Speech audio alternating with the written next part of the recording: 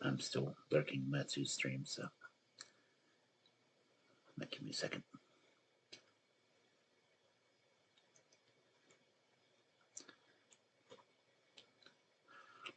I mean, it's doing the Raven, so I can't just up and leave.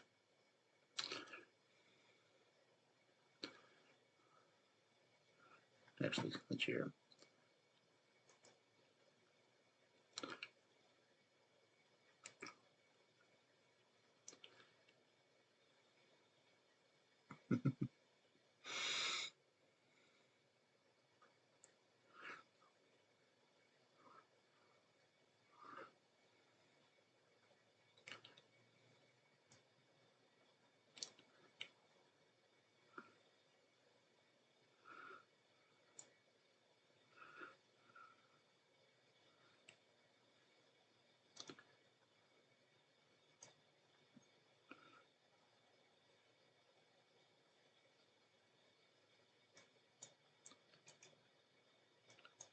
He's doing a really good job. I like it.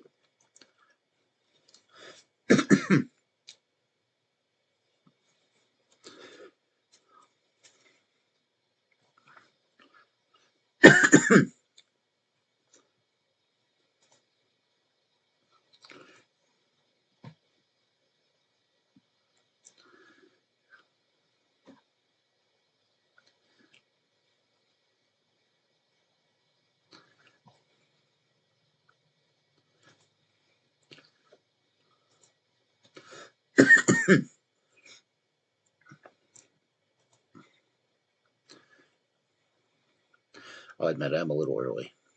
Well, no, it's after 9 o'clock.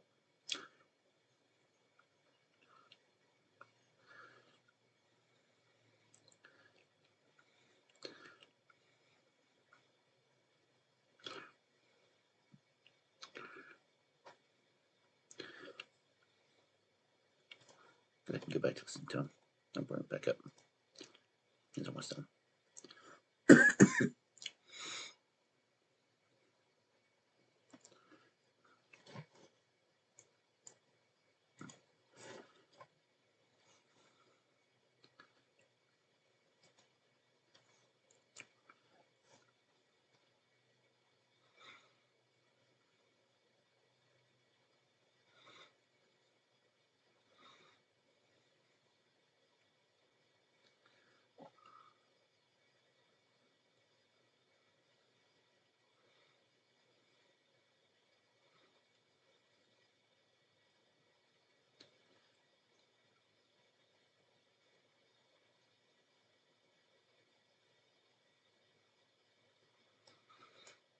Okay, yeah, that was really good.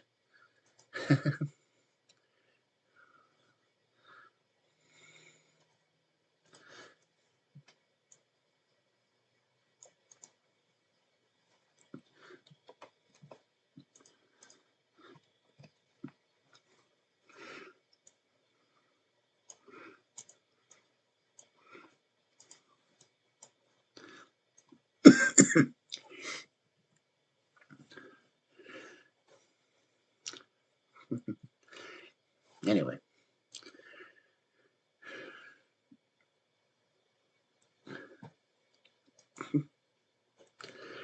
Okay. We're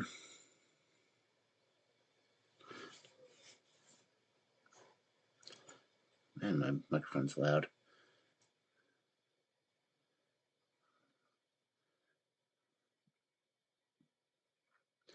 But yeah, we're doing the regular thing, not going into the story until 10 minutes in, so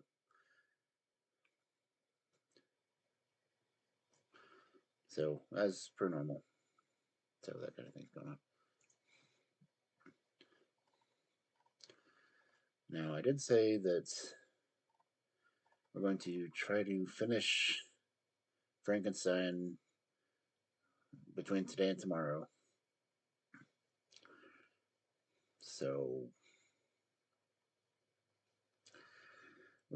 we're on chapter 15, which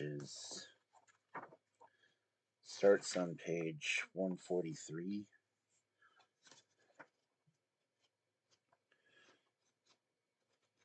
The last page is 243. So we've got 2 days to see if we can get through the rest of the book.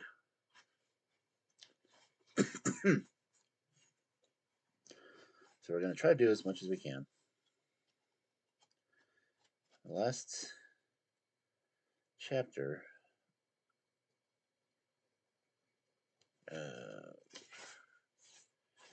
what's the last chapter?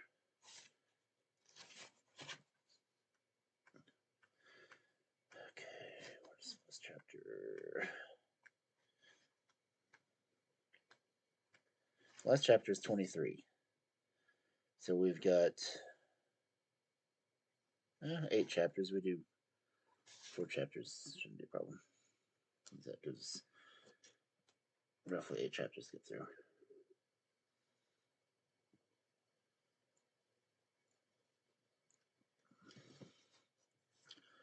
Admittedly, if we have more time on one, we'll go ahead and try to get through more. Because I want to get at least chapter 2 or through chapter 19. If we can end by chapter 20, if I have the energy, give or take, I'll go ahead and get to 21. And that'll leave what's left for tomorrow. So.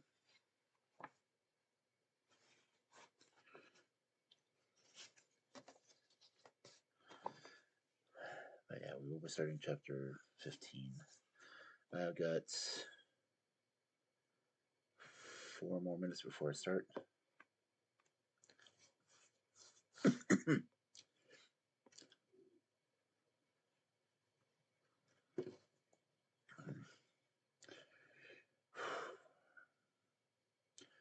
Hopefully I won't completely cough myself to death or lose my voice or anything else. I will try to do as much as I can. Chapter 15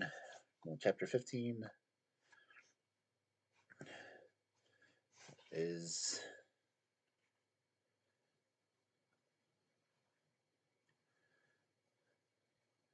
okay. Couple of voices.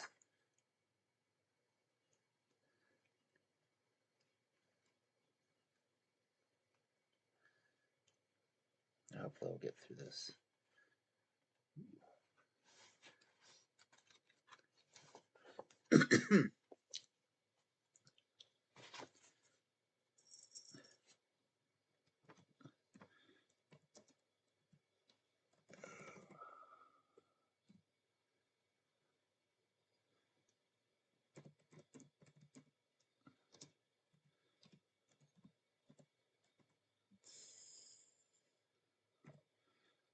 Get the volume upgraded.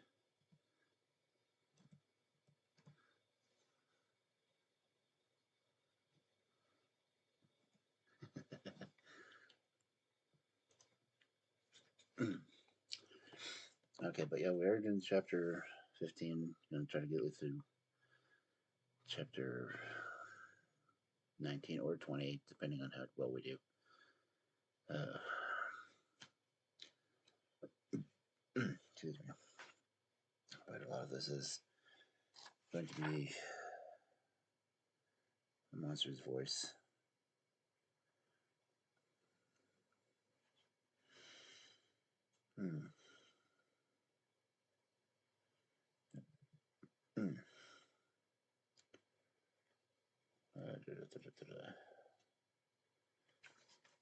Okay. So, got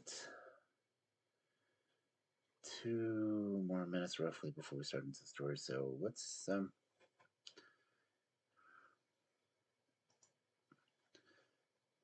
get the lab set up for transition. But yeah, going to try to finish Frankenstein this week. And I have to figure out what I'm going to do next week. I've never even gotten close to the project done that I was planning on doing for Halloween.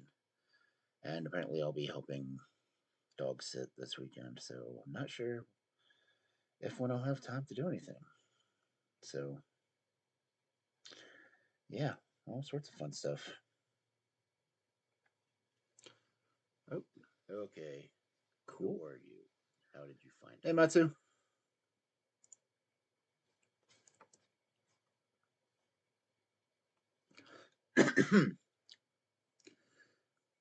Oh, I was still listening in when you were finishing up The Raven, so.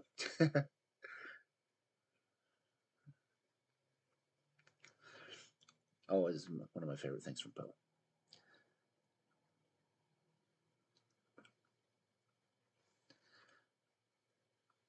I was just about to switch over to my reading screen, so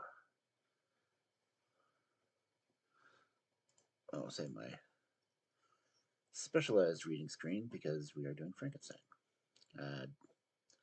I'm sure you've seen it. I'm not sure if your followers have seen it, which is kind of cool. It's actually from The Bride of Frankenstein, which, yeah.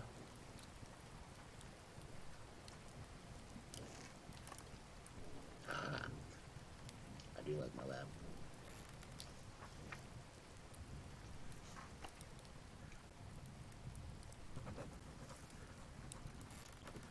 And it's really strange is in the Frankenstein books, lightning was not the source of life.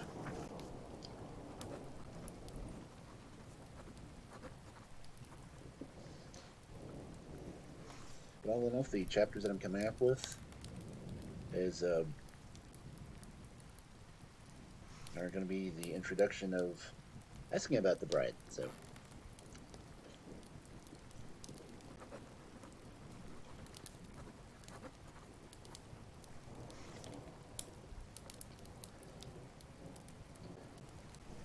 and I'm on chapter 15. I'm going to try to finish the book up tomorrow since I don't have any more of the Hans Christian Andersen book to finish.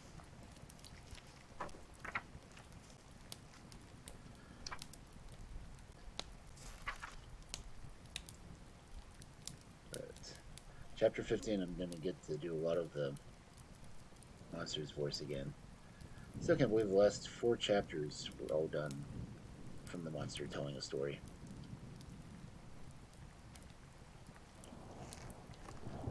But everyone's got their story to tell.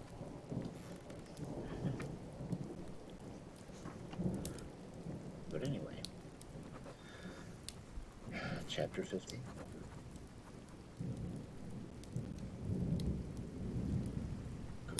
Cursed creator, why do I live?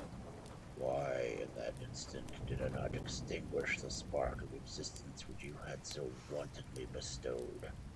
I know not. Despair had not yet taken possession of me. My feelings were those of rage and revenge. I could, with pleasure, have destroyed the cottage and its inhabitants, and have glutted myself with their shrieks of misery. One night came, I quitted my retreat and wandered in the wood, and now, no longer restrained by the fear of discovery, I vents my anguish in fearful howlings. I was like a wild beast that had broken the toils, destroying the objects that obstructed me, and ranging through the wood like a stag-life stiffness. Oh, what a miserable night I had passed. The stars shone in mockery, the bare trees waved their branches above me. Now and then the sweet voice of a bird burst forth amidst universal stillness. All, save I, were at rest and enjoyment.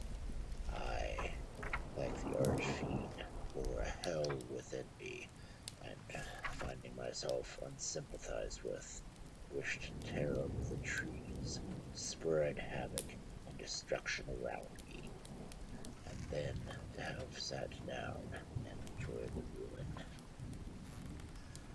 But this was a luxury of sensation that I could not endure. I became fatigued with excess bodily exertion, and sank on the damp grass with the sick impotence of despair. There was none of the myriads of men that existed who would pity or assist me, and should I feel kindness towards my enemies? No. From that moment I declared everlasting war against the species, and, more than all, against him who had formed me and sent me forth in this insupportable misery. The sun rose. I heard the voices of men and knew that it was impossible to return to my retreat during that day. Accordingly, I hid myself in some thick underwood, determining to devote the ensuing hours to reflection on my situation. Pleasant sunshine and the pure air of day restored me to some degree of tranquility, and when I discovered what had passed in the cottage, I could not help believing that I had been too hasty in my conclusions. I had certainly acted impudently. It was apparent that my conversation had interested the father in my behalf, and I was a fool in having exposed my person to the horror of his children. I ought to have familiarized the old Delacey to me, and by degrees to have discovered myself to the rest of his family, when they should have been prepared for my approach. But I did not believe my errors to be irretrievable, and after much consideration, I resolved to return to the cottage, seek the old man, and by my representations win him to my party. These thoughts calmed me, and in the afternoon I sank into a profound sleep. But the fever of my blood did not allow me to be visited by peaceful dreams. The horrible scene of the preceding day was forever acting before my eyes. The females were flying, and the enraged Felix tearing me from his father's feet. I awoke exhausted, and finding that it might already be night, I crept forth from my hiding place and went in search of food. When my hunger was appeased, I directed my steps towards the well-known path that conducted to the cottage. All there was at peace. I crept into my hovel and remained silent in expectation of the accusation accustomed hour when the family arose. That hour passed, the sun mounted high in the heavens, but the cottagers did not appear. I trembled violently, apprehending some dreadful misfortune. The inside of the cottage was dark, and I heard no motion. I cannot describe the agony of this suspense. Presently, two countrymen passed by, but, pausing near the cottage, they entered into conversation, using violent gesticulations, but I did not understand what they said, as they spoke language out of the country, which differed from that of my protectors. Soon after, however, Felix approached with another man. I was surprised, as I knew that he did not quit the cottage that morning, and waited anxiously to discover, from his discourse, the meaning of these unusual appearances. Do you consider, he said to his companion, that you will be obliged to pay 3 months' rent and to lose the produce of your garden? I do not wish to take any unfair advantage. I beg, therefore, that you shall take some days to consider for your determination. It is utterly useless, replied Felix. We can never again inhabit your cottage. The life of my father is in the greatest danger, owing to the dreadful circumstance that I have related. My wife and my sister will never recover their horror. I entreat you not to reason with me any more. Take possession of your tenements and let me fly this place. Felix trembled violently as he said this. He and his companion entered the cottage,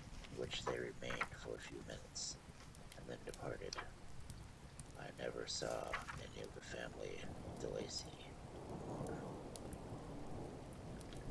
I continued for the remainder of my day, my hovel in a state of utter and stupid despair.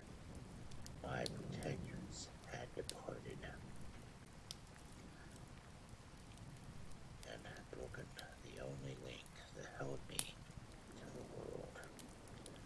For the first time, the feeling of revenge and hatred filled my bosom, and I did not strive to control them, but allowing myself to be borne away by the stream. I bent my mind towards injury and death. When I thought of my friends, of the mild voice of DeLacy, the gentle eyes of Agatha, and the exquisite beauty of the Arabian, these thoughts vanished, and a gush of tears somewhat soothed me. But again, when I reflected that they had spurned and deserted me, anger returned, a rage of anger, and unable to injure anything human, I turned my fury towards inanimate objects.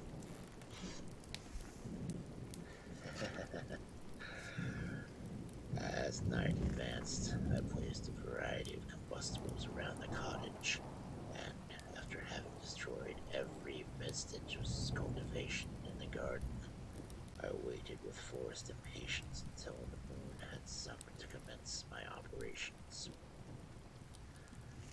As the night advanced, a fierce wind arose from the woods, quickly dispersed the clouds that had voided in the heavens. The blast tore along them, a mighty avalanche, and produced a kind of insanity in my spirits that burst all bounds of reason and reflection.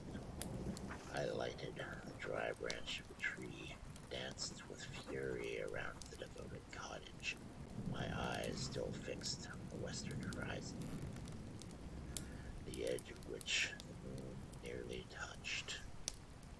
A part of its orb was at length hid, and I waved my brand. It sunk, and with a loud scream, I fired the straw and heath and bushes which I had collected. The wind fanned the fire, and the cottage was quickly enveloped by the flames, which clung to it and licked it with their forked and destroying tongues. As soon as I was convinced that no assistance could save any part of the habitation, I quitted the scene and sought for refuge in the woods. Hey, Dragon Destroyer. I'm doing the monster's voice if you can't tell. And now, with the world before me, whither should I bend my steps? I resolved to fly far from the scene of my misfortune, but to me, hated and despised, every country must be equally horrible. At length, the thought of you crossed my mind. I learned from your papers that you were my father, my creator, and to whom I could apply with more fitness than to him who had given me life. Among the lessons that Felix had bestowed upon safety, geography had not been omitted. I had learned from these the relative situations of the different countries of the earth. You had mentioned Geneva as the name of your native town, and towards this place I resolved to proceed. But how was I to direct myself? I knew that I must travel in a southwesterly direction to reach my destination, but the sun was my only guide. I did not know the names of the towns that I was to pass through, nor could I ask information from a single human being. But I did not despair. From you only I could hope to secure, although towards you I felt no sentiment but that of hatred. Unfeeling, heartless creator, you endowed me with the perceptions and passions, and then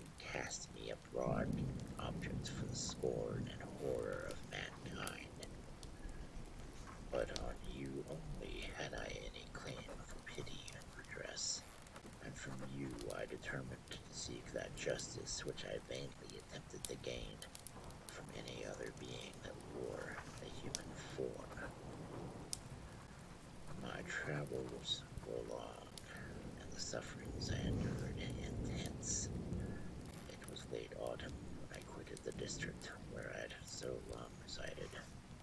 I traveled at night, fearing encountering the visage of a human being.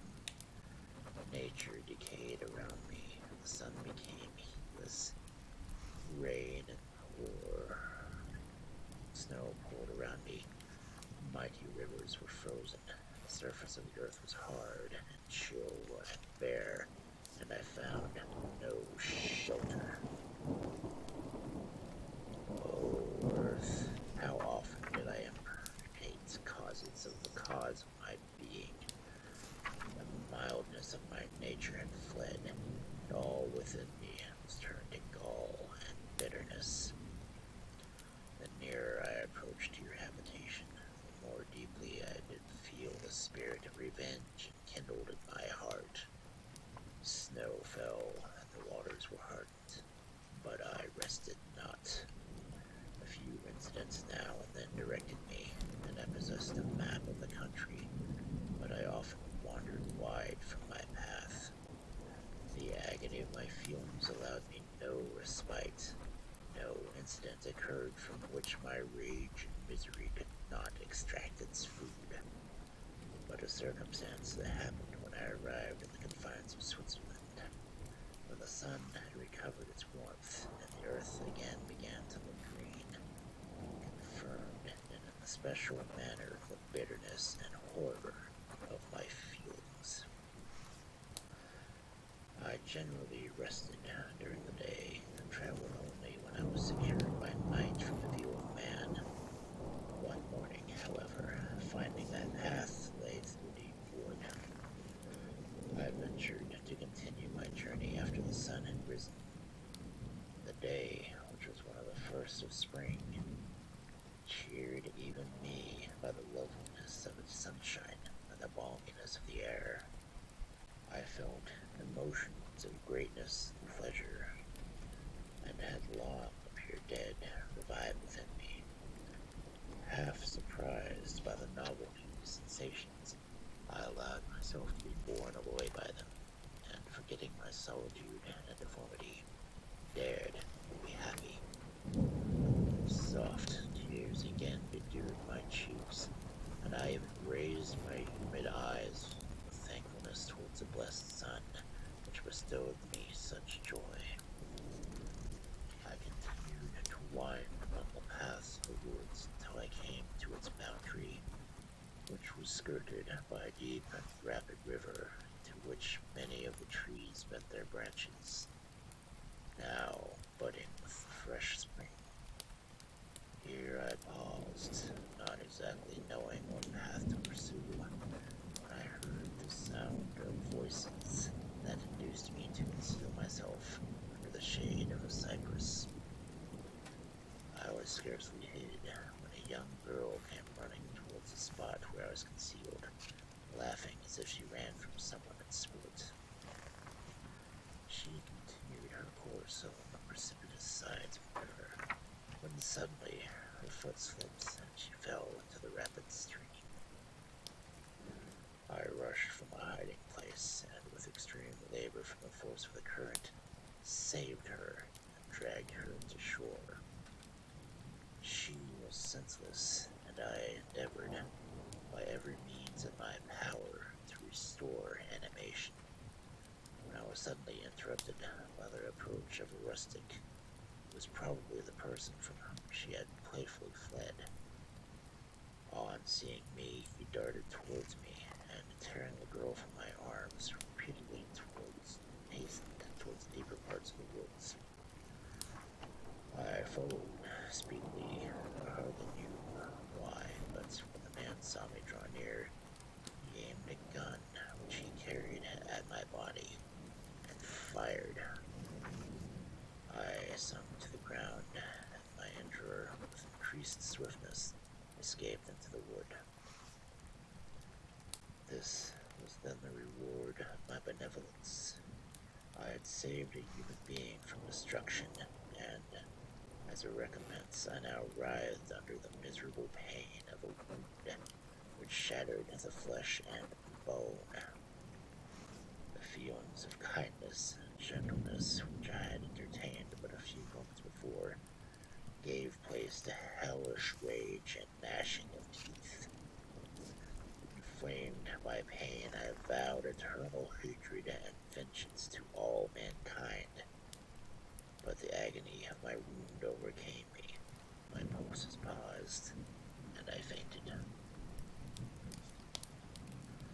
For some weeks, I led a miserable life in the woods, endeavoring to cure the wound which I had received. The ball had entered my shoulder, and I knew not whether it had remained there or passed through. At any rate, I had no means of extracting it. My sufferings were augmented also by the obsessive sense of injustice and ingratitude of their infliction.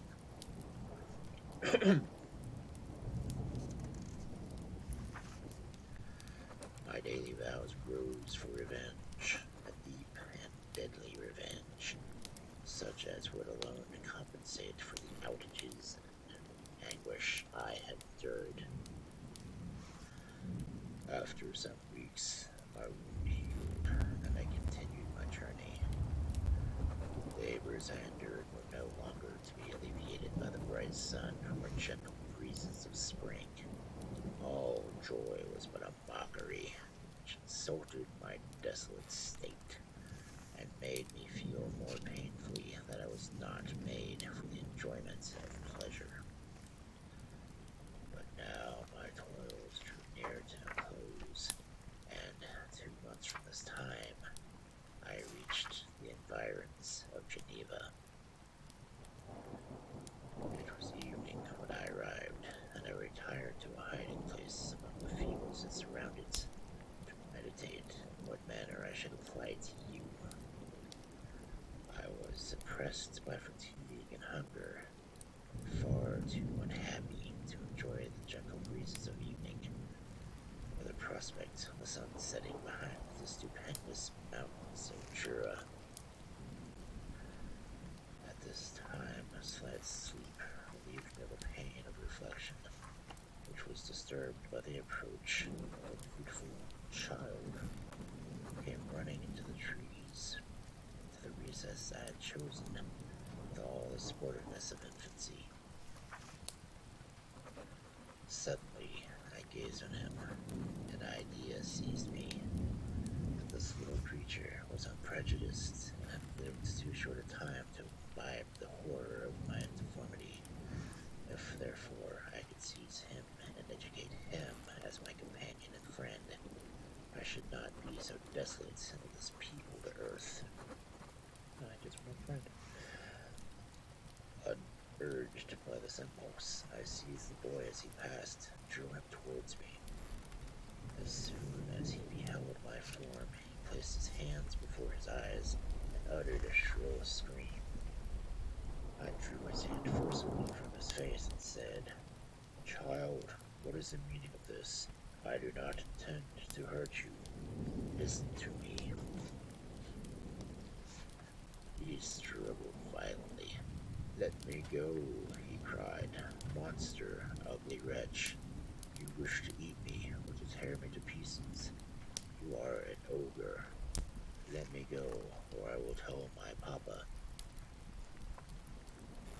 Boy, you will never see your father again. You must come with me." "Hideous monster, let me go. My papa is a syndic. He is M. Frankenstein. He will punish you.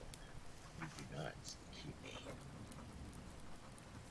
"Frankenstein, you belong then to my enemy, to him towards whom I have sworn eternal revenge. You shall be my first victim."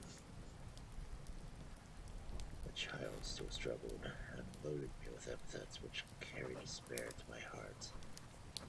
I grasped his throat to silence him, and in a moment he lay dead at my feet.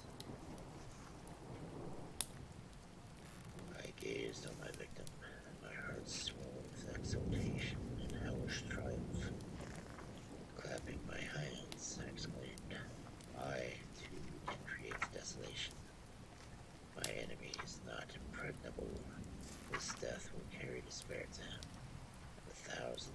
miseries shall soon torment and destroy him. As I fixed my eyes on the child, I saw something glittering on his breast. I took it. It was a portrait of a lovely woman. In spite of my malignity, it softened and attracted me. For a few moments I gazed with delight on her dark eyes, fringed by deep lashes, and her lovely lips. But presently my rage returned. I remembered that I was forever deprived of the delights that such beautiful creatures can bestow, and that she whose resembled I contemplated would, regarding me, have changed that air of divine vanity to one expressive disgust and affright. Can you wonder that such thoughts transported me with rage? I only wonder that at that moment, instead of venting my sensations and exclamations in agony, I did not rush among mankind and perish in attempts to destroy them. While I was overcome by these feelings, I left the spot where I had committed the murder and was seeking a more secluded hiding place, when I perceived a woman pausing near me. She was young, not indeed so beautiful as her whose portrait I held, but of an agreeable aspect, blooming in the loveliness of youth and health. Here, I thought, was one of those whose smiles are bestowed on all but me. She shall not escape. Thanks to the lessons of Felix, the sanguinarity laws of man, I've learned how to work mischief. I approached her unperceived and placed the portrait securely in one of the folds of her dress. For some days I haunted the spot where these scenes had taken place, sometimes wishing to see you, and sometimes resolving to quit the world and its miseries forever. At length I wandered towards the mountains and have ranged through their immense recesses, consumed by a burning passion which only you can gratify. We may not part until we have promised to comply with my requisition. I am alone and miserable.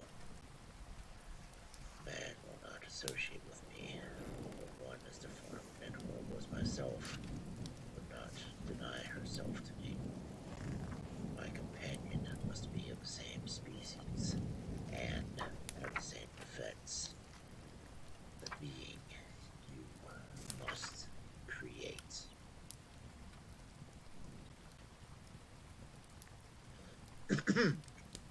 This is where the bride comes in.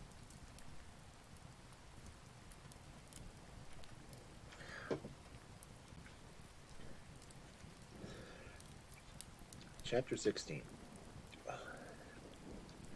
The being finished speaking and fixed his eyes upon me in expectation of a reply. But I was bewildered, perplexed, and unable to arrange my ideas sufficiently to understand the full extent of his proposition.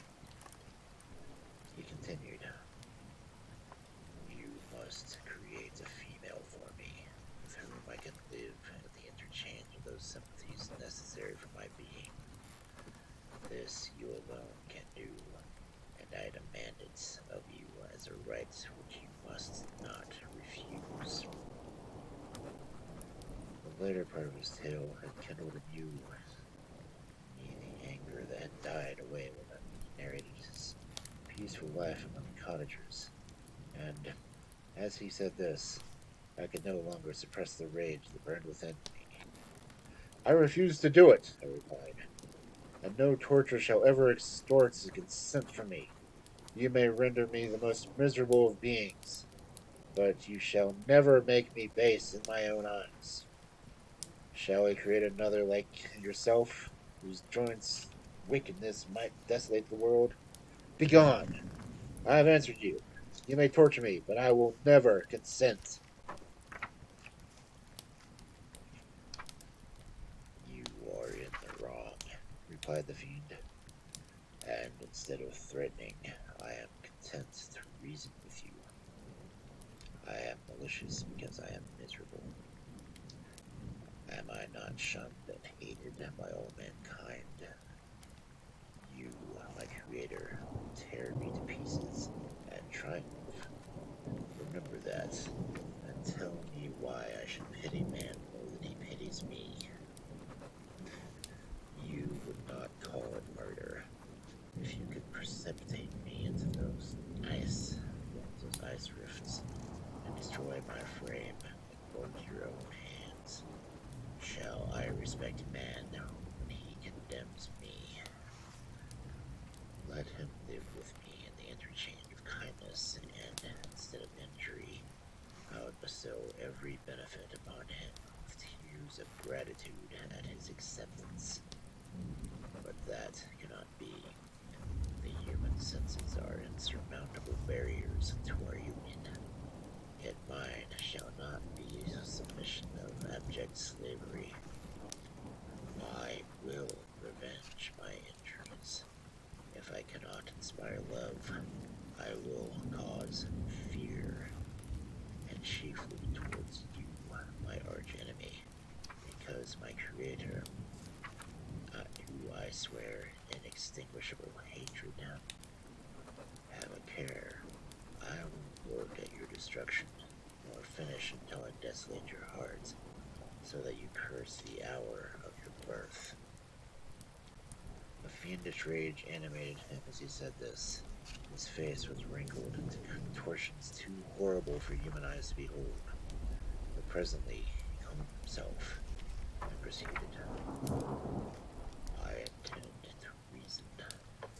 This passion is detrimental to me, for you do not reflect that you are the cause of its excess. If any being felt emotions of benevolence towards me, I should return them 100 and 100-fold.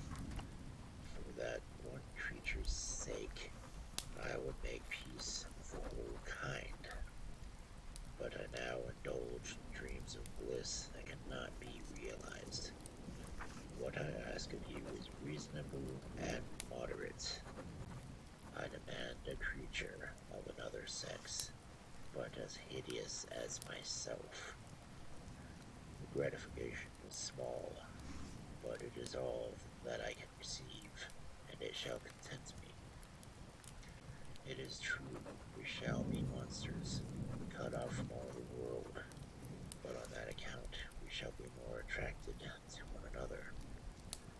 Our lives will not be happy, but they will be harmless and free from the misery I now feel. Oh, my Creator, make me happy. Let me feel gratitude towards you for one benefit. Let me see that I excite the sympathy of some existing thing. Do not deny me my request.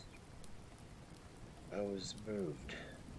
I shuddered when I thought of the possible consequences of my consent, but I felt that there was some justice in his arguments. His tale, the feelings he now expressed, proved him to be a creature of some fine sensations, and I did not, as his maker, owe him all the portion of happiness that was in my power to bestow.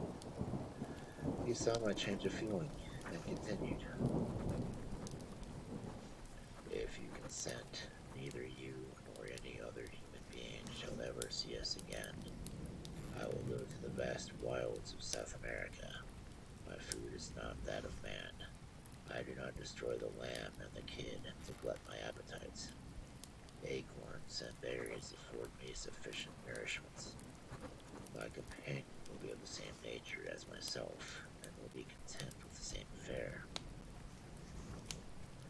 We shall make our beds of dried leaves. The sun will shine on us as with man, and will ripen our food. The picture I present you is peaceful and human, and you must feel that you can deny it only to the wantonness of power and cruelty. Pitiless as you have been towards me, I now see compassion in your eyes. Let me seize the favorable moment and persuade you to promise what I I so ardently desire.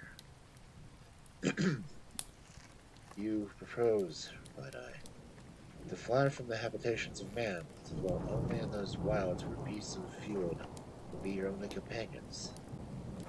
How can you, who long for the love and sympathy of man, persevere in this exile? You will return and again seek their kindness, and you will meet with their detestations. Your evil passions will be renewed, and you will have a companion to aid you in the task of destruction. This may not be. Cease to argue the point, for I cannot consent. How inconsistent are your feelings? But a moment ago you were moved by my representations, and why do you again harden yourself to my complaints? I swear to you, by the earth which I inhabit, by you that made me, that with the companion you bestow, I will quit the neighborhood of man and dwell, as it may chance, in the most savage of places. My evil passions will have fled, for I shall meet with sympathy. My life will flow quietly away, and in my dying moments I shall not curse my Maker. His words had a strange effect upon me. I compassionated him, and sometimes felt a wish to console him, but when I looked upon him, when I saw the filthy mass that moved and talked, my heart sickened, and my feelings were altered to those of horror and hatred. I tried to stifle these sensations. I thought that, as I could not sympathize with him, I had no right to withhold from him a small portion of happiness which was yet in my power to bestow. You swear, I said, to be harmless, but have you not already sown a degree of malice that should reasonably make me distrust you? May not even be this a feint to increase your triumph in affording a wider scope of your revenge?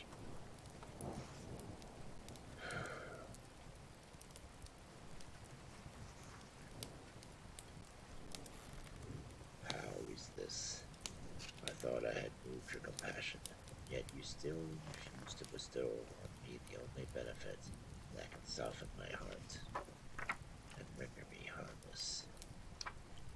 If I have no ties and no affections, hatred and vice must be my portion. The love of another will destroy the cause of my crimes, and I shall become a thing whose existence everyone will be ignorant. My vices are the children of a forced solitude that I abhor, and my virtues will necessarily arise when I live in communion with an equal.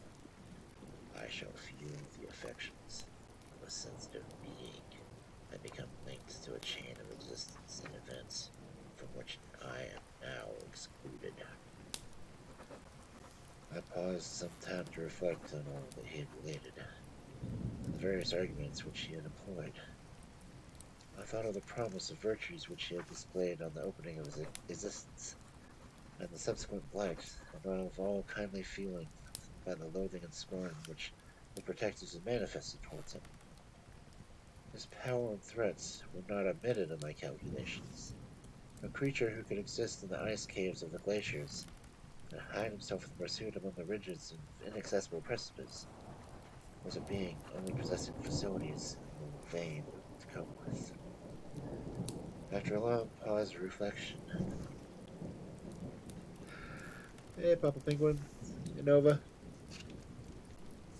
After a long pause of reflection, I concluded that the justice due both to him and my fellow creatures demanded of me that I should comply with his request.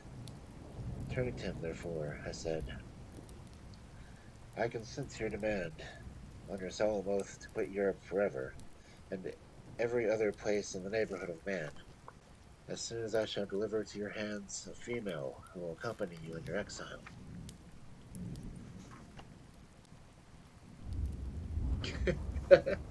Yeah, I named it that.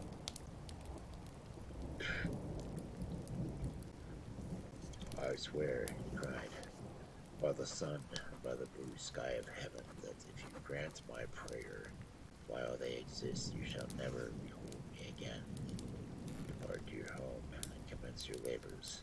I shall watch their progress with unutterable anxiety, and fear not but that when you are ready, I shall appear. Saying this, he suddenly quitted me, fearful perhaps of any change in my sentiments. I saw him descend the mountain with greater speed than an eagle in flight, and quickly lost him among the undulations of the sea of ice. His tale would occupy the whole day. 5 chapters worth. And the sun was upon the verge of the horizon when he departed. I knew that I ought to hasten my descent towards the valley, as soon as I should be encompassed by darkness. But my heart was heavy, and my steps slow. The labor of winding among the little paths of the mountains, and fixing my feet firmly advanced, perplexed me, occupied as I was in the emotions from which the occurrences of the day had produced. Night was far advanced when I came to the halfway resting place, and seated myself on the fountain. The stars shone at intervals, and the clouds passed from over them. The tall, dark pines rose before me, and here and there a broken tree lay on the ground. It was a scene of wonderful solemnity, and stirred strange thoughts within me. I wept bitterly, and clasping my hands in agony, I exclaimed, "Oh, stars and clouds and winds, ye are all about to mock me. If ye really pity me, crush sensation and memory. Let me become as naught. But if not, depart, and leave me in darkness." These were wild and miserable thoughts, but I cannot describe to you how the eternal twinkling of the stars weighed upon me, and how I listened to every blast of wind as if it were the dull, ugly siroc on its way to consume me.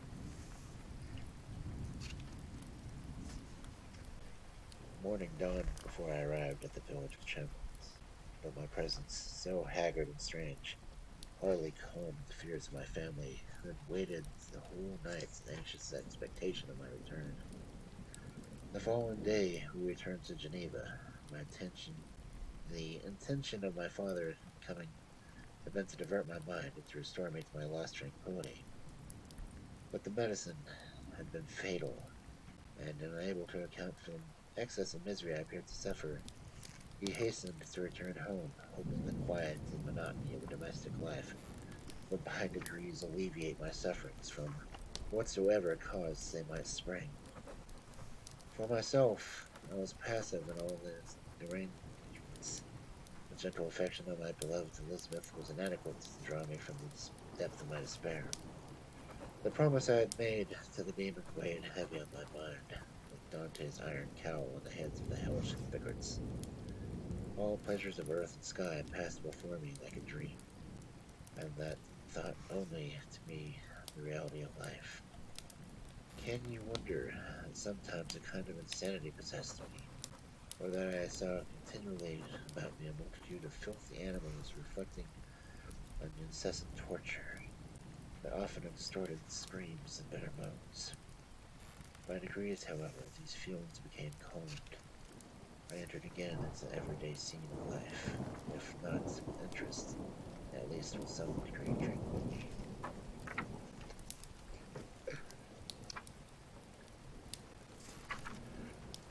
Hey, Ryan. Didn't see you coming with the raid. But yeah, I love doing the custom shoutouts that I've got set up.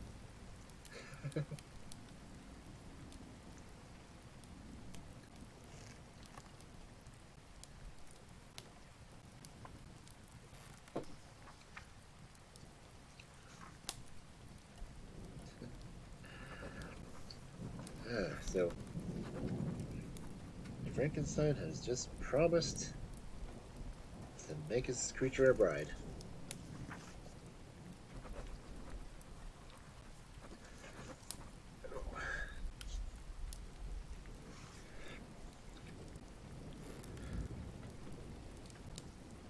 So, how was your stream?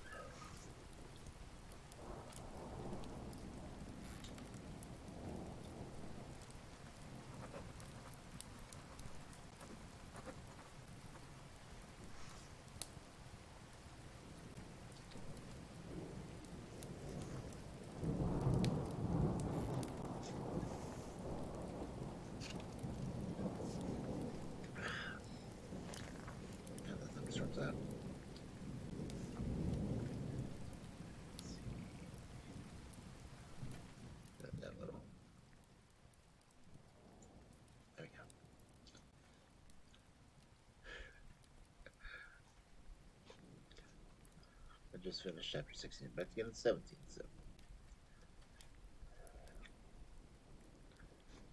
So now we can start going into the scene where lab for the movies from anyway. This background I have is from Bride of Frankenstein. So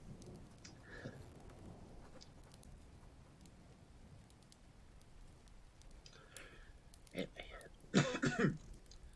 chapter 17.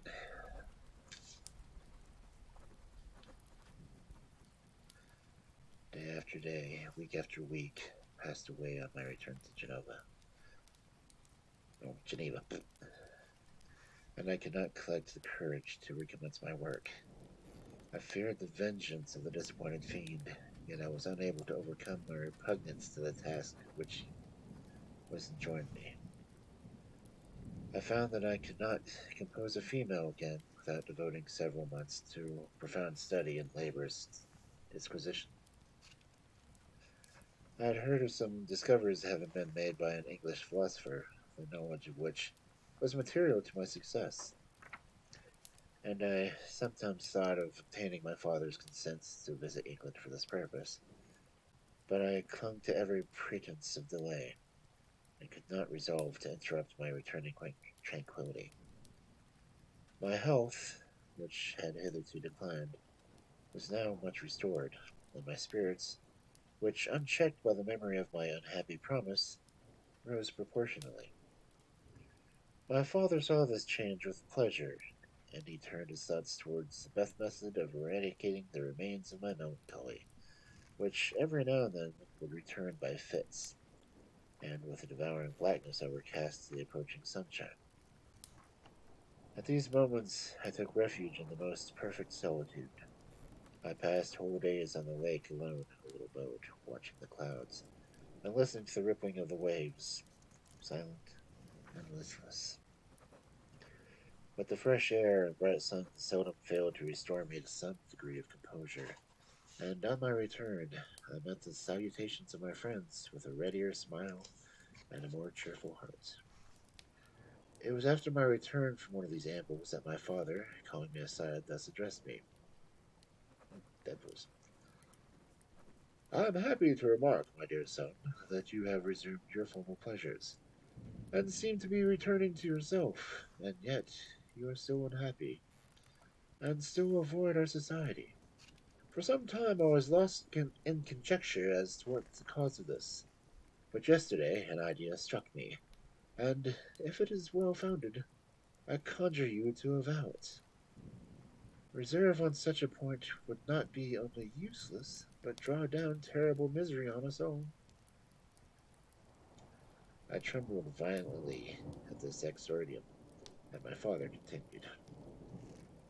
I confess, my son, that I have always looked forward to your marriage with your cousin as the tie to our domestic comfort, and the stay of my declining years.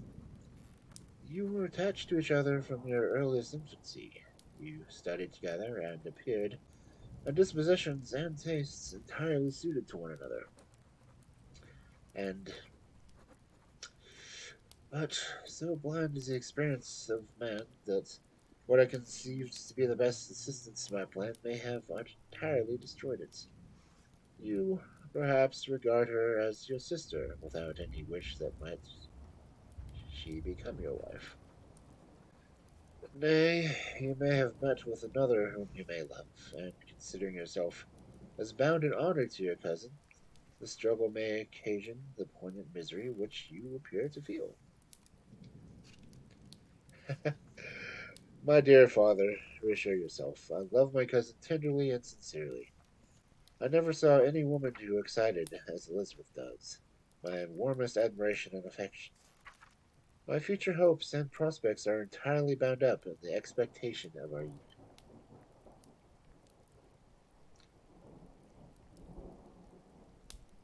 Cousins.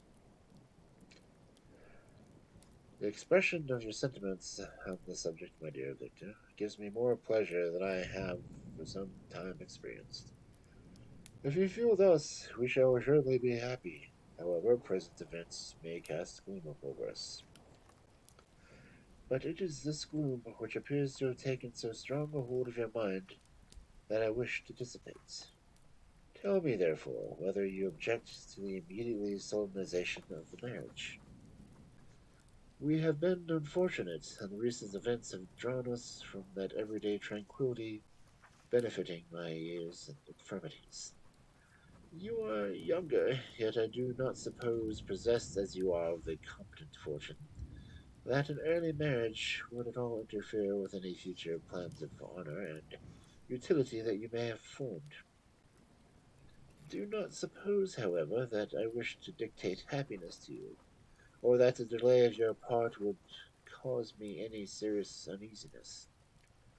Interpret my words with candor, and answer me, I conjure you, with confidence and sincerity. I listened to my father in silence, and remained for some time incapable of offering a reply.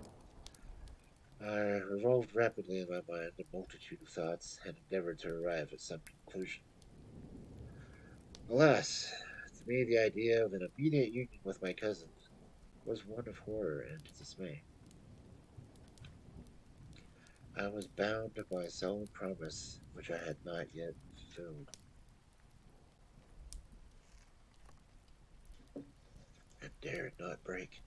For if I did, what manifold miseries might not impend over me and my devoted family? Could I enter into a festival with this deadly weight yet hanging around my neck, and bowing me to the ground? I must perform an engagement, and let the monster depart with his mate, before I am allowed myself to enjoy the delight of a union from which I expected peace. I remembered also the necessity imposed upon me of either journeying to England or entering into a long correspondence with those philosophers of that country, whose knowledge and discoveries were of indispensable use to me in my present undertaking.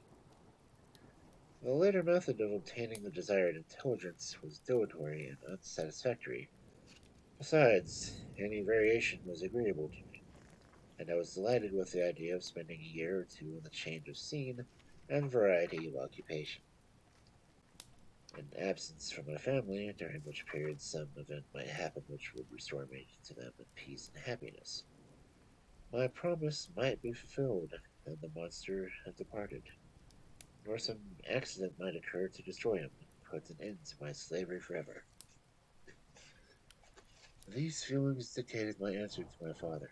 I expressed a wish to visit England, but concealing the true reasons of this request, I clothed my desires under the guise of wishing to travel and to see the world before I sat down with my life within the walls of my native town.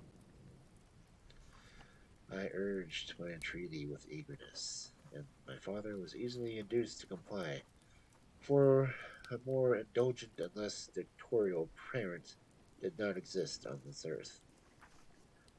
Our plan was soon arranged.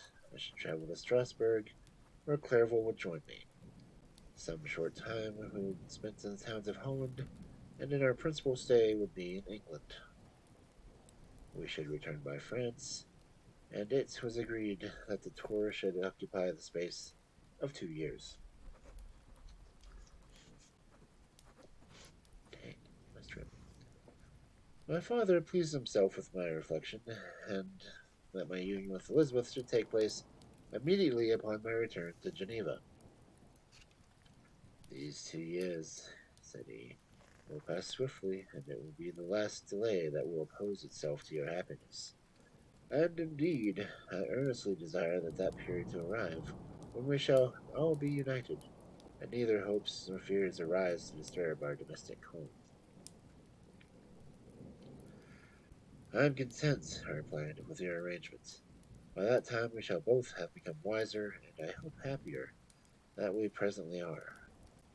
I sighed, but my father kindly before to question me further concerning the cause of my dejection. He hoped that new scenes and the amusement of traveling would restore my tranquillity. I now made arrangements for the journey, but one feeling haunted me, which filled me with fear and agitation. During my absence, I should leave my friends unconscious of the existence of their enemy and unprotected from his attacks, exasperated as he might be by my departure. But he had promised to follow me wherever I might go, and he would not accompany me to England. This imagination was dreadful in itself, but soothing in so much as it supposed the safety of my friends. I was agonized with the idea of the possibility that the reverse of this might happen, but through the whole period during which I was the slave of my creature, I allowed myself to be governed by the impulses of the moment. My present situation strongly imitated that of the fiend that would follow me and exempt my family from the danger of his machinations. It was in the later end of August that I departed, past 2 years of exile. Elizabeth approved of the reasons of my departure, and only regretted that she had not the same opportunities of enlarging her experience and cultivating her understanding. She wept, however, as she bade me farewell, and entreated me to return happy and tranquil. "We all," said she, "depend upon you, and if you are miserable, what must our feelings be?" I threw myself into the carriage that was to convey me away, hardly knowing whither I was going, and careless of what was passing around. I remembered only, and it was with a bitter anguish that I reflected on it, to order that my chemical instruments should be packed to go with me, for I resolved to fulfill my promise while abroad, and return, if possible, a free man. Filled with dreary imaginations, I passed through many beautiful and majestic scenes, but my eyes were fixed and unobserving. I could only think of the bourne of my travels, and the work which was to occupy me whilst they endured. After some days spent in listlessness and indolence, during which I traversed many leagues, I arrived at Strasbourg, where I waited 2 days for Clerval. He came. Alas, how great was the contrast between us! He was alive to every new scene, joyful when he saw the beauties of the setting sun, and more happy when he beheld it rise and recommence a new day. He pointed out to me the shifting colors of the landscape and the appearances of the sky. "This is what it is to live," he cried. "Now I enjoy existence. But you, my dear Frankenstein, wherefore are you desponding and sorrowful?" In truth, I was occupied by gloomy thoughts, and neither saw the descent of the evening star nor the golden sunrise reflected on the Rhine. And you, my friend, will be far more amused with the journal of Clerval, who observed the scenery with an eye of feeling and delight, than to listen to my reflections. I, a miserable wretch, haunted by a curse that shut up every avenue of enjoyment. We had agreed to descend the Rhine in a boat from Strasbourg to Rotterdam, whence we might take shipping to London. During this voyage we passed many willowy islands and saw several beautiful towns. We stayed a day in Mannheim, and on the 5th from our departure from Strasbourg, arrived in Mayence. The course of the Rhine below Mayence becomes much more picturesque. The river descends rapidly and winds between the hills, not high, but steep, and of beautiful forms. We saw many ruined castles standing on the edges of the precipices, surrounded by black woods, high and inaccessible. This part of the Rhine, indeed, presents a singularly variegated landscape.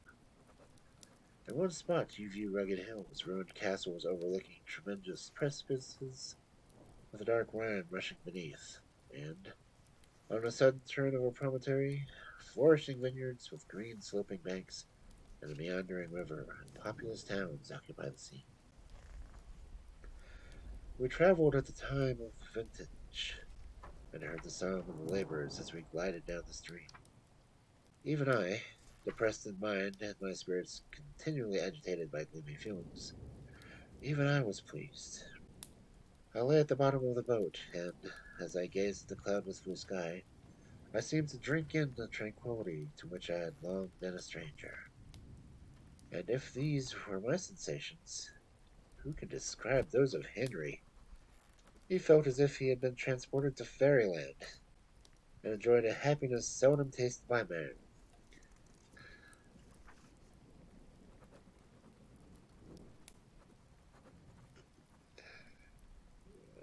I have seen, he said, the most beautiful scenes in our country. I have visited the lakes of Lucerne and Uri, where the snowy mountains descend almost perpendicularly to the water, casting black and impenetrable shades, which would cause a gloomy and mournful appearance, were it not for the most verdant islands that relieve the eye of their gay appearance.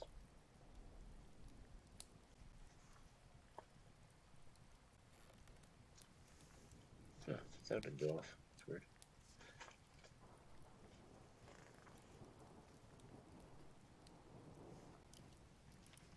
That's weird.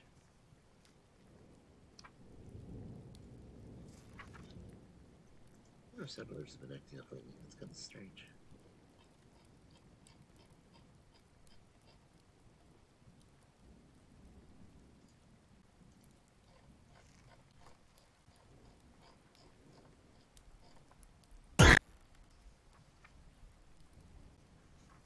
Huh.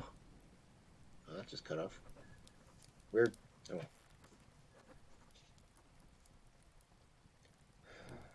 I've seen this lake agitated by a tempest, when the wind tore up the whirlwinds of water, and gave you an idea of what the waterspout must be on a great ocean. And the waves dash with the fury of the base of the mountains. Where the priest and his mistress were overwhelmed by an avalanche, and where their dying voices are so said to be heard among the pauses of the nightly wind. I have seen the mountains of the Fasai, and seen the Pays of Vade, but this country, Victor, pleases me more than all of those wonders. The mountains of Switzerland are more majestic and strange, but there is a charm in the banks of this divine river that I had never before equaled.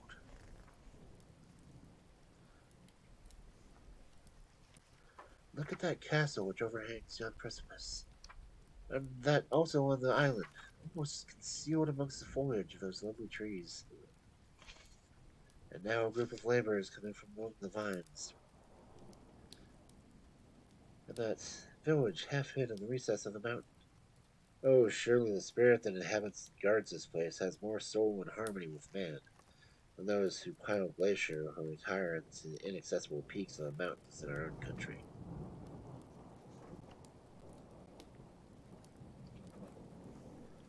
Hey, Eb, thanks for the raid. That's kind of cool.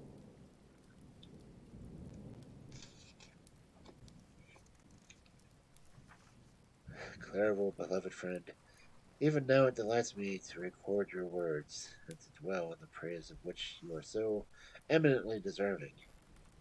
He was being formed in the very poetry of nature. His wild and enthusiastic imagination was chastened by the sensibility of his heart. His soul overflowed with ardent affections, and his friendship was that devoted and wondrous nature that was worldly minded to teach us to look for only in the imagination. But even human sympathies were not sufficient to satisfy his eager mind. The scenery of external nature, which others regard only with admiration, he loved with ardor.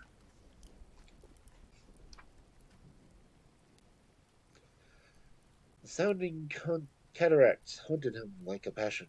The tall rock, the mountain, and the deep and gloomy wood, their colors and their forms, were then to him an appetite, a feeling, and a love that had no need for remoter charm, by thought supplied, or any interest borrowed from the eye.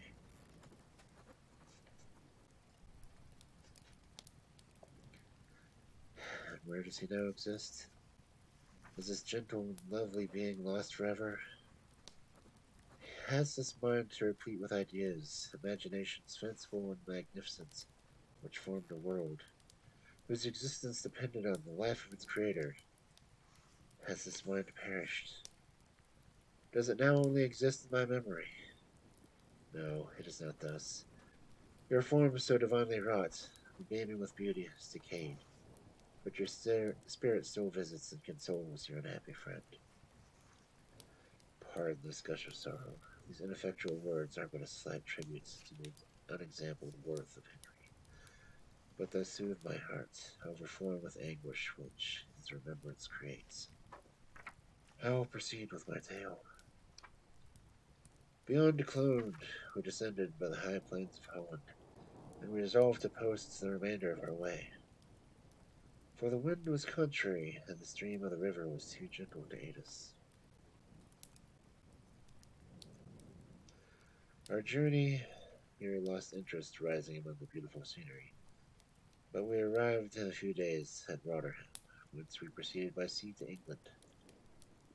It was on a clear morning, in the later days of September, that I first saw the white cliffs of Britain. The banks of the Thames presented a new scene. They were flat but fertile, and almost every town was marked by remembrance of some story.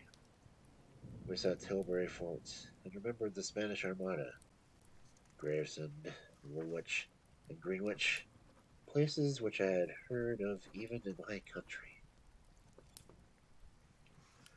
At length we saw the numerous steeples of London, St. Paul Tower above all, and the tower famed in English history.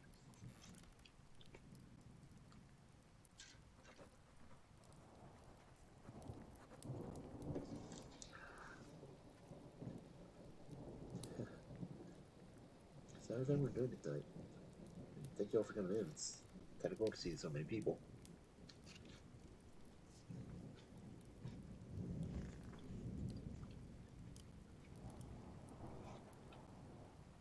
I'm going to try to do maybe one or two more chapters tonight. See if I can finish the rest of the book tomorrow. So,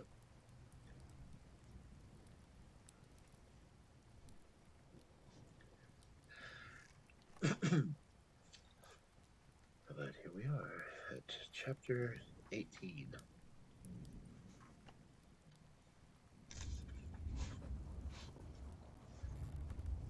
London was our present point of rest.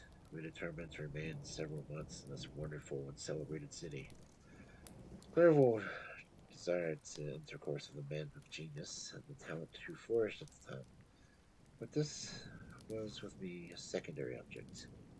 I was principally occupied with the means of obtaining the information necessary for the completion of my promise, and quickly availed myself of the letters of introduction that I had brought with me, addressed to the most distinguished natural philosophers. If this journey had taken place during my days of study and happiness, it would have afforded me the inexpressible pleasure.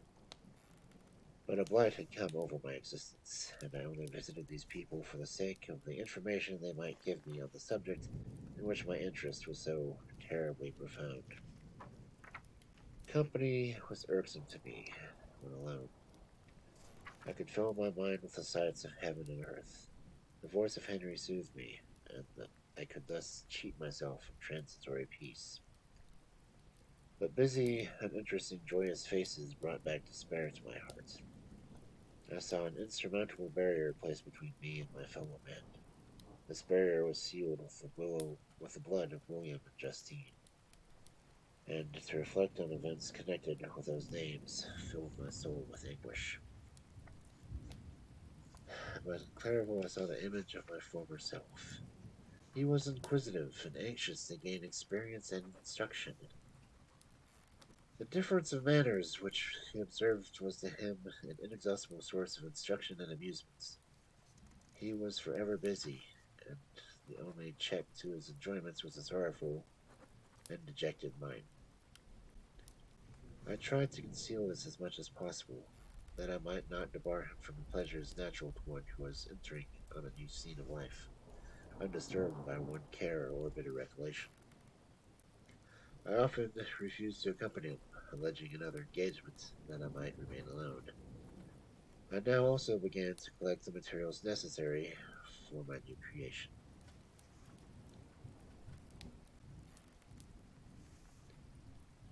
And this was to be like torture of single drops of water continually falling on the head. Every thought that was devoted to it was in extreme anguish, and every word that I spoke in an allusion to it caused my lips to quiver and my heart to palpitate. After passing some months in London, we received a letter from a person in Scotland, who had formerly been our visitor in Geneva. He mentioned the beauties of his native country, and asked if those were not sufficient allurements to induce us to prolong our journey as far north as Perth, where he resided.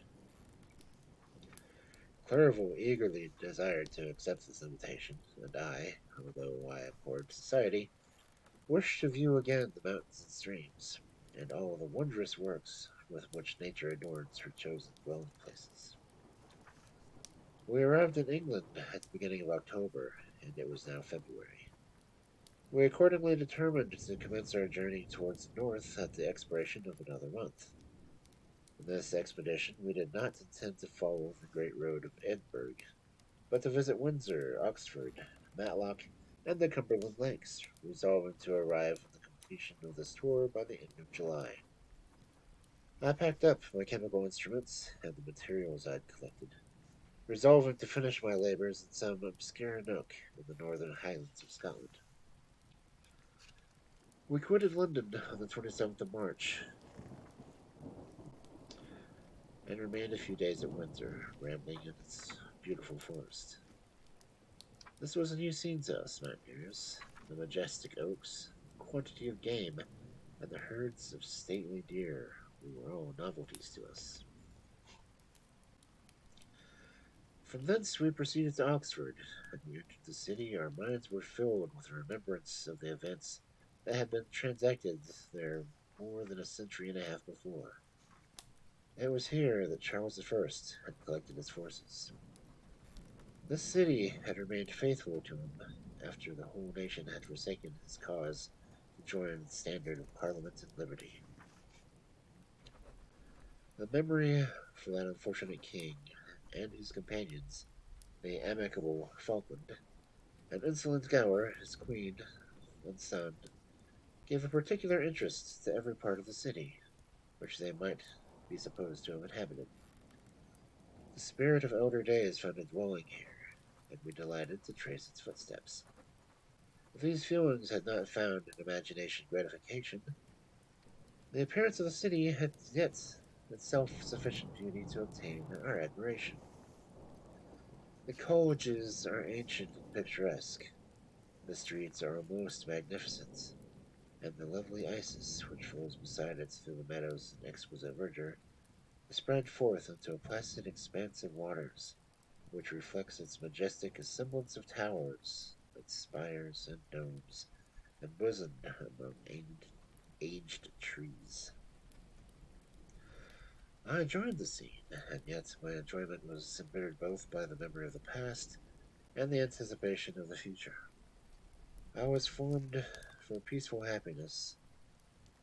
During my youthful days, discontent was never visited my mind, and if I was ever overcome by ennui, the sight of what is beautiful in nature, or the study of what is excellent and sublime in the productions of man, could always interest my heart and communicate elasticity to my spirits.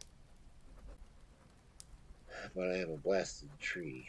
The bolt has entered my soul, and I felt that when I should survive to exhibit what I shall soon cease to be, a miserable spectacle of wretched humanity, pitiable to others and abhorrent to myself. We paused a considerable period of Oxford, rambling among its environs and endeavoring to identify every spot with which might raise the most animating epoch of English history. Our little voyages of discovery were often prolonged by the successive objects that presented themselves.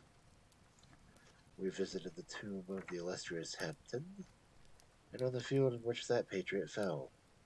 For a moment my soul was elevated from the debasing and miserable fears to contemplate the divine ideas of liberty and self-sacrifice, of which these sites were the monuments and remembrances. For an instant I dared to shake off my chains and look around me with a free and lofty spirit, but the iron had eaten into my flesh, and I sank again, trembling hopeless, and to my miserable self. I left Oxford with regret and proceeded to Matlock, which was our next place of rest. The country in the neighborhood of this village resembled, to a greater degree, the scenery of Switzerland, but everything was on a lower scale, and the green hill was once the crown of distant White Alps, which always attend to be the piney mountains of my native country. We visited the wondrous cave and the little cabinets of natural history, where the curiosities are disposed in the same manner as in collections of Servan or Chamillon. The latter name made me tremble when pronounced by Henry, and I hastened to quit Matlock, for which that terrible scene was thus associated. From Derby, still journeying inward, we passed 2 months in Cumberland and Westmoreland. I could now almost fancy myself among the Swiss mountains. The little patches of snow which yet lingered on the northern sides of the mountains, the lakes, and the dashing of the rocky streams were all familiar and dear sights to me. Here also we made some acquaintances, who almost contrived to cheat me into happiness. The delight of Clerval, who proportionately greater than mine, his mind expanded in the company of men of talent, and he found in his own nature greater capacities and resources than he could have imagined himself to be possessed while he associated with his inferiors. I could pass my life here, he said to me. Among these mountains I could scarcely regret Switzerland and the Rhine. But he found that a traveler's life is one that includes much pain amidst its enjoyments. His feelings are forever on the stretch, and when he begins to sink into his repose, he finds himself obligated to quit on that which he rests in pleasure for something new, which again engages his attention, and which also he forsakes for other novelties. We had scarcely visited the various lakes of Cumberland and Westmoreland, and conceived the affection of some of the inhabitants, when the period of our appointment with our Scotch friend approached, and we left them to travel on. For my own part, I was not sorry. I had now neglected my promise for some time, and I feared the effects of the damon's disappointment. He might remain in Switzerland and wreak his vengeance on my relatives. This idea pursued me and tormented me at every moment from which I might otherwise have snatched repose and peace. I waited for my letters with feverish impatience, and if they were delayed, I was miserable and overcome by a thousand fears.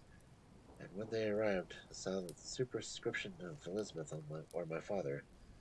I hardly dared to read and ascertain my fate.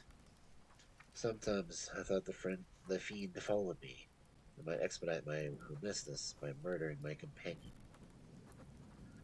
When these thoughts possessed me, I would not quit Henry for a moment, but followed him as his shadow to protect him from the fancied rage of his destroyer. I felt as if I had to commit some great crime, the consciousness of which haunted me. I was guiltless, but I had indeed drawn down a horrible curse upon my head, as mortal as that of crime. I visited Edinburgh with languid eyes and mind, and yet that might have interested me in the most unfortunate being. Clerval did not like it so well as Oxford, for the antiquity of the latter city was more pleasing to him.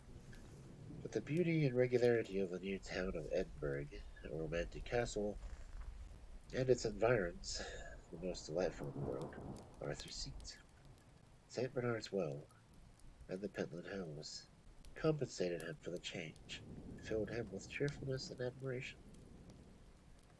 But I was impatient to arrive at the termination of my journey. We left Edinburgh in a week, passing through Cupar, St. Andrews, and along the banks of the Tay to Perth, where our friend expected us.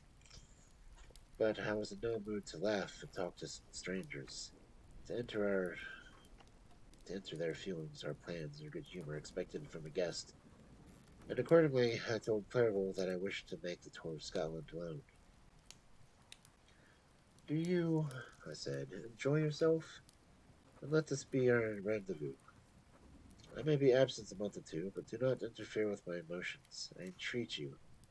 Leave me to peace and solitude for a short time, and when I return, I hope it will be with a lighter heart, more congenial of your temper. Henry wished to dissuade me, but seeing me bent on this plan, ceased to remonstrate.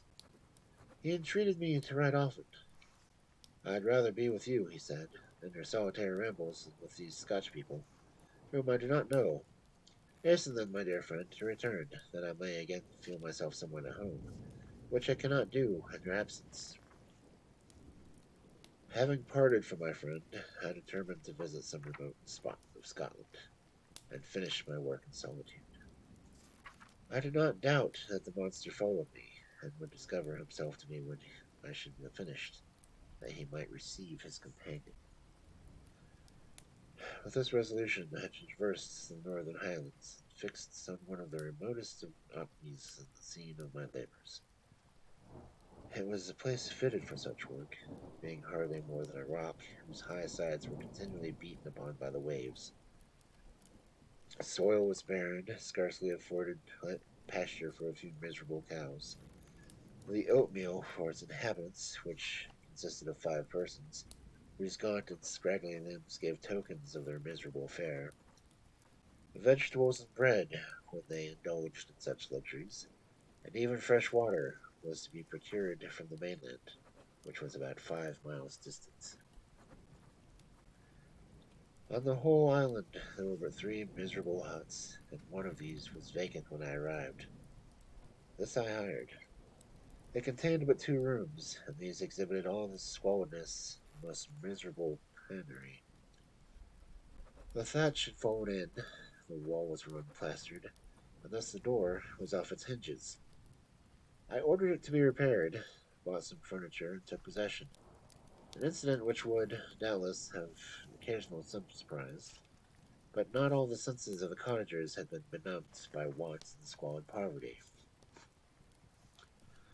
As it was, I lived gazed at and unmolested, hardly thanked by the pittance of food and clothes which I gave.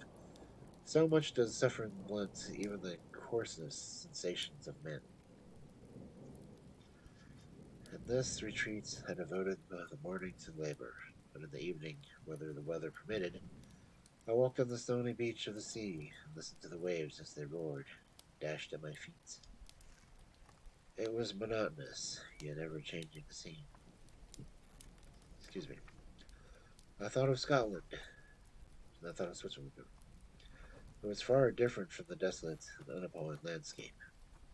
Its hills are covered with vines, and its cottages scattered thickly in the plains.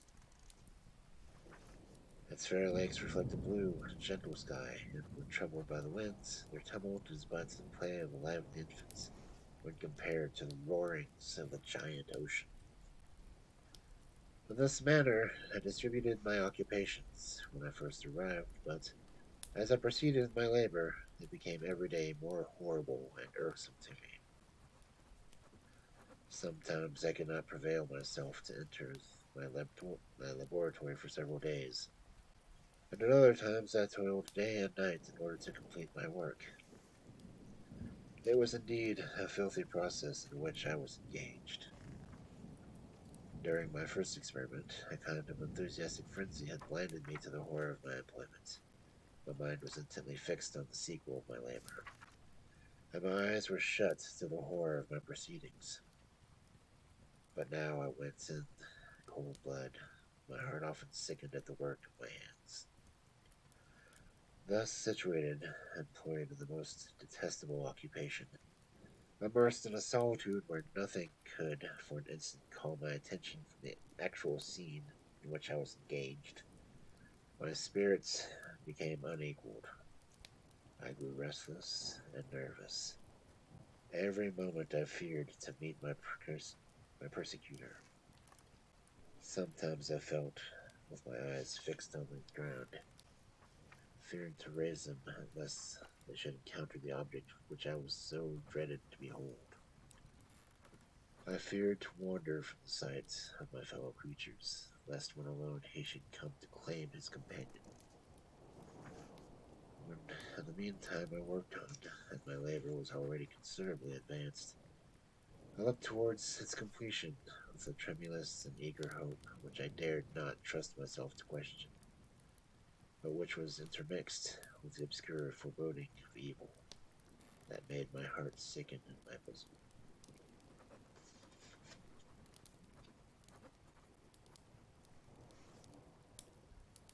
Okay, we have made it through 4 chapters. We're only an hour and a half. I think I will try to continue.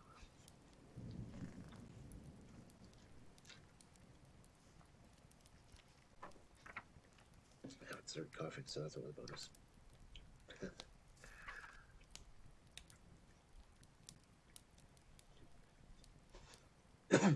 Spoke too soon. Chapter 19. I sat one evening in my laboratory. The sun had set, the moon was just rising over the sea. I had not sufficient light for my employment, and I remained idle, in the pause of consideration of whether I should leave my labor for the night, or hasten its conclusion by an unremittent attention to it. As I sat, a train of reflection occurred to me, which led me to consider the effects of what I was now doing. 3 years before, I was engaged in the same manner, and had created a fiend whose unparalleled barbarity had desolated my heart, and filled it forever with the bitterest remorse.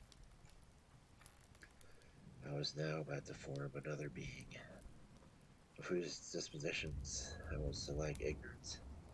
She might become 10,000 more times malignant than her mate, and delight, for her own sake, in murder and wretchedness. He had sworn to quit the neighborhood of man and hide himself in deserts. But she had not, and she, who in all probability was to become a thinking and reasonable animal, might refuse to comply with the compact made before her creation. They might even hate each other. The creature who already lived and loathed his own deformity might not conceive a greater abhorrence for it when it came before his eyes in the female form. She also might turn with disgust from him to the superior beauty of man. She might quit him, and he'd be again alone, exasperated from the fresh provocation of being deserted by one of his own species.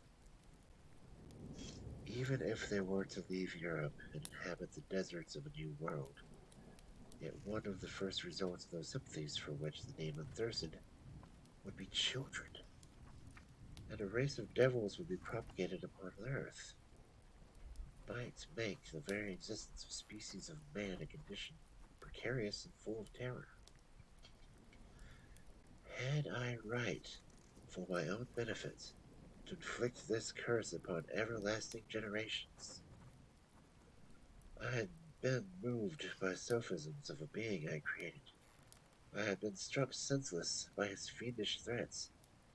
But now, for the first time, the wickedness of my promise burst upon me. I shuddered to think that future ages might curse me as their pest, whose selfishness had not hesitated to buy his own peace, the price perhaps of the existence of the whole human race. I trembled, my heart failed within me, when, on looking up, I saw, by the light of the moon, the demon at the casement. A ghastly grin wrinkled his lips as he gazed on me, where I sat fulfilling the task which he had allotted of me. Yes, he had followed me in my travels.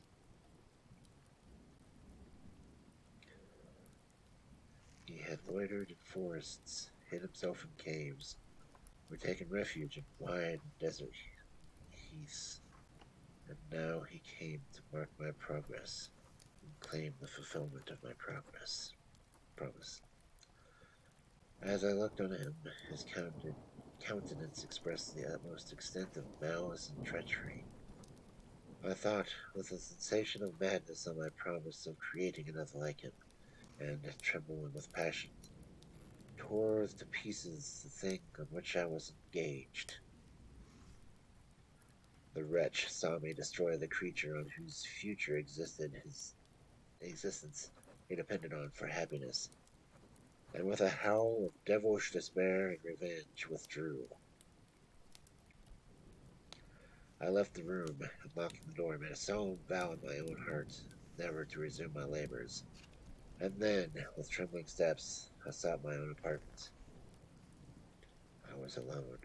None were near me to dissipate the gloom and relieve me from the sickening oppression of the most terrible reveries. Several hours passed. I remained near my window, gazing on the sea. It was almost motionless, for the winds were hushed, and nature reposed under the eye of the quiet moon. A few fishing vessels alone specked the water, and now and then the gentle breezes wafted the sound of voices as fishermen called to one another. I felt the silence, although I hardly conscious of its extreme profundity, until my ear was suddenly arrested by the paddling of oars near the shore, and a person landed close to my house. In a few moments after, I heard the creaking of my door, for if someone endeavored to open it softly, I trembled from head to foot. I felt presentiment of who it was, and wished to rouse one of the peasants who dwelt in the cottage not far from mine. But I was overcome by the sensation of helplessness, so often felt in frightful dreams, when you in vain endeavor to fly from an impending danger that is rooted to the spot. I presently heard the sound of footsteps along the passage. The door opened, and the wretch whom I dreaded appeared. Shutting the door, he approached me and said, in a smothered voice, "You have destroyed the work which you began. What is it that you intend? Do you dare to break your promise? I have endured toil and misery. I left Switzerland with you. I crept along the shores of the Rhine, among the rural islands, and over the summits of the hills. I have dwelt many months in the east of England, and among the deserts of Scotland. I have endured incalculable fatigue, cold, and hungry. Do you dare destroy my hopes? Begone, and to break my promise.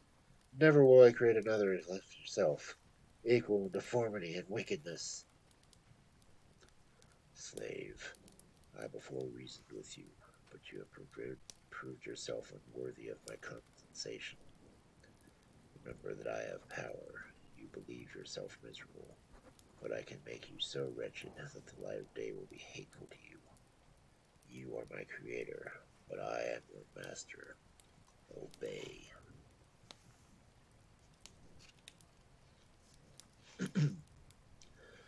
The hour of my weakness has passed, and the period of your power has arrived. Your threats cannot move me to do an act of wickedness, but they confirm me in a resolution of not creating your companions in your vice. Shall I, in cold blood, set loose upon the earth a demon whose delight is in death and wretchedness?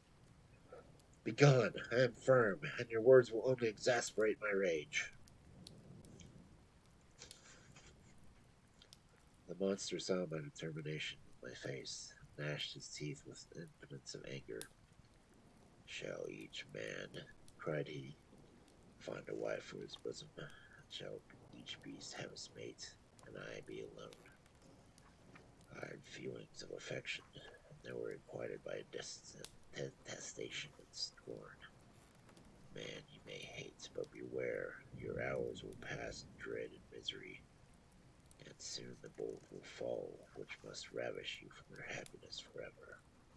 Are you to be happy while I grovel in the intensity of my wretchedness? You can blast of my other passions, but revenge remains. Revenge, henceforth dearer than light or food. I may die, but first you, my tyrant and tormentor, shall curse the sun that gazes on your misery. Beware, for I am fearless, and therefore powerful. I will match with the willingness of a snake, that I might sting with its venom, and you shall repent of the injuries you inflict. Devil, cease! I do not poison the air with which these sounds malice. I have declared my resolution to you, and I am no coward to bend beneath words. Leave me, I am inexorable. It is well, I go, but remember, I shall be with you on your wedding night. I started forward and exclaimed, Villain, before you sign my death warrant, be sure that you yourself are safe. I would have seized him, but he eluded me and quitted the house with precipitation. In a few moments I saw him on the boat, which shot across the waters with arrowy swiftness, and was soon lost amidst the waves. All was again silent, but his words rang in my ears. I burned with rage to pursue the murderer at my peace and precipitate him into the ocean. I walked up and down my room hastily and perturbed, while my imagination conjured up 1,000 images to torment and sting me. Why had I not followed him, closed with him my mortal strife? But I had suffered him to depart, and he had directed his course towards the mainland. I shuddered to think who might be the next victim sacrificed in his insatiate revenge. And then I thought again of his words. I will be with you on your wedding night.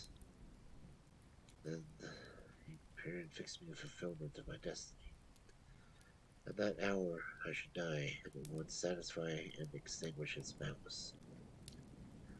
The prospect did not move me to fear, yet when I thought of my beloved Elizabeth, of her tears and endless sorrow when she should find her lover so barbarously snatched from her, tears, the first I had shed for many months, streamed from my eyes, and I resolved not to fall before my enemy without bitter struggle. The night passed away, and the sun rose from the ocean. My feelings became calmer, if it may be called calmness, when the violence of rage sinks into the depths of despair. I left the house, the horrid scene of last night's contention, and walked to the beach of the sea, which I almost regarded as an insuperable barrier between me and my fellow creatures. Nay, I wish that such should prove to be the fact that stole across me. I desire that I may pass my life on that barren rock, rarely as it is true, but uninterrupted by any sudden shock of misery. If I returned, it was to be sacrificed, to see those whom I loved die under the grasp of the demon whom I had myself created. I walked about the isle like a restless spectre, separated from all I loved, and miserable with the separation. When it became noon and the sun rose higher, I lay down on the grass and was overpowered by a deep sleep. I had been awake the whole of the preceding night. My nerves were agitated, and my eyes inflamed by watching and misery. Sleep into which I now sunk refreshed me, and when I awoke I again felt as if I belonged to the race of human beings like myself, and I began to reflect upon what had passed with a greater composure. Yet still the words of the fiend rang in my ears like death knell. They appeared like a dream, yet distinct and oppressive in reality. The sun had far descended, and I still sat on the shore satisfying my appetites, which had become ravenous, with an oat cake, when I saw the fishing boat land close to me. One of the men brought me a packet. It contained letters from Geneva, and one from Clairville entreating me to join him. It said that nearly a year had elapsed since we had quitted Switzerland, and France was yet unfinished. He entreated me, therefore, to leave my solitary isle and meet him at Perth. In a week from that time, we might arrange a plan for our future proceedings. This letter in a degree recalled me to life, and I determined to quit my island at the expiration of 2 days. Yet, before I departed, there was a task to perform, on which I shuddered to reflect. I must pack my chemical instrumentation, and for the purpose of which I must enter the room which had been the scene of my odious work. I must handle those utensils, the sight of which was sickening to me. The next morning at daybreak, I summoned sufficient courage and unlocked the door to my laboratory. The remains of the half-finished creature whom I destroyed lay scattered on the floor, and I felt almost as if I'd mangled the living flesh of a human being. I paused to collect myself, then entered the chamber. With trembling hand, I conveyed the instruments out of my room, but I reflected that I ought not leave the relics of my work to excite the horror and suspicion of the peasants, and I accordingly put them into a basket with a great quantity of stones, and laying them up, determined to throw them back into the sea that very night. In the meantime, I sat upon the beach, employed by cleaning and arranging my chemical apparatus. Nothing could be more complete than the alteration that had been my place of the feelings since the night of the appearance of that demon. I had before regarded my promise with gloomy despair, as a thing that, with whichever consequences, must be fulfilled. But now I felt as if a film had been taken from before my eyes, that I, for the first time, saw clearly. The idea of renewing my labors did not, for one instant, occur to me. The threat I had heard weighed on my thoughts, but I did not reflect on the voluntary act of mine to avert it. I had resolved in my own mind that to create another like the fiend which I had made first would be an act of the barest and most atrocious selfishness, and I banished from my mind every thought that could lead to a different conclusion. Between 2 and 3 in the morning, the moon rose, and I then, putting my basket in the little skiff, sailed out about 4 miles from the shore. The scene was perfectly solitary. A few boats were returning towards land, but I sailed away from them. I felt as if I were about to commission a dreadful crime, and avoided the shuddering anxiety any encounter with my fellow creatures. At one time, the moon, which had been clear before, suddenly overspread into a thick cloud. I took advantage of the moment of darkness, cast my basket into the sea, and listened to the gurgling sound as it sunk, then sailed away from the spot. The sky became clouded, the air was pure, although chilled by the northeast breeze that was then rising. But it refreshed me and filled me with agreeable sensations, and I resolved to prolong my stay on the water. And fixing the rudder in a direct position, stretched myself on the bottom of the boat. Clouds hid the moon, everything was obscure, and I only heard the sound of the boat as its keel cut through the waves. The murmur lulled me, and in a short time I slept soundly.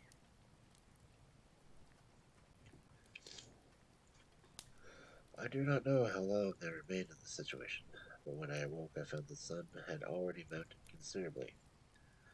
The wind was high, and the waves continually threatened the safety of my little skiff. I found that the wind was northeast, and must have driven me far from the coast from which I had embarked. I endeavored to change my course, but quickly found that if I began to make the attempt, the boat would instantly be filled with water. Thus situated, my only resource was to drive before the wind.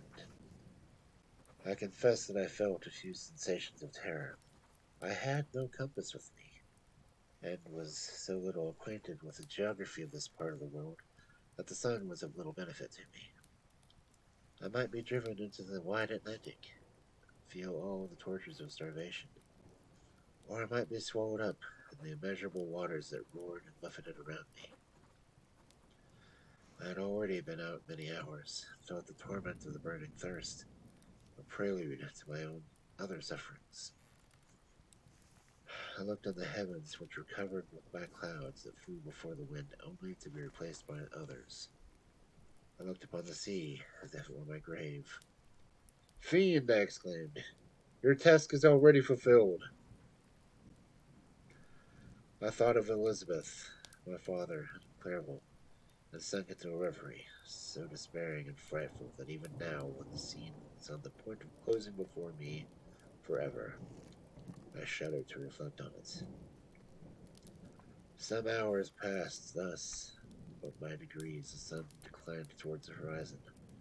The wind died away into a gentle breeze, and the sea became free of breakers. but these gave place to a heavy swell. I felt sick and hardly able to hold the rudder, when I suddenly saw a line of high land towards the south. Almost spent as I was by fatigue and the dreadful suspense I endured for several hours, the suddenly certainty of life rushed like a flood of warm joy to my heart, and tears gushed from my eyes. How immutable are our feelings! How strange it is that clinging love to the life we have with excess of misery. I constructed another sail with part of my dress and eagerly steered my course towards land. It had a wild and rocky appearance, but as I approached near, I easily perceived the traces of civilization. I saw vessels near the shore, and found myself suddenly transported back to a neighborhood of civilized man. I eagerly traced the windings of land, and hailed a steeple which I, at length, saw issuing from behind a small promontory. As I was in a state of extreme debility, I resolved to sail directly towards the town as a place where I could most easily procure nourishments. Fortunately, I had money with me. As I turned the promontory, I perceived a small, neat town and good harbor, which I entered, my heart bounding with joy at my unexpected escape. As I was occupied in fixing the boat and arranging the sail, several people crowded towards the spot, seemed very surprised by my appearance, but instead of offering me any assistance, whispered together with gestures that at any other time might have produced me a slight sensation of alarm. As it was, I merely remarked that they spoke English, and I therefore addressed them in the language. My good friend, said I, will you be so kind as to tell me the name of this town, and inform me of where I am? You will know soon enough, replied a man with a gruff voice. Maybe you are come to a place that will not prove much to your taste, but you will not be consulted as your quarters, I promise you. I was exceedingly surprised on receiving so rude an answer from a stranger, and I was disconcerted at perceiving the frowning and angry countenances of his companions. Why do you answer me so roughly? I replied. Surely it is not the custom of Englishmen to receive strangers so inhospitably. I do not know, said the man, what the custom is of English might be, but it is the custom of the Irish to hate villains.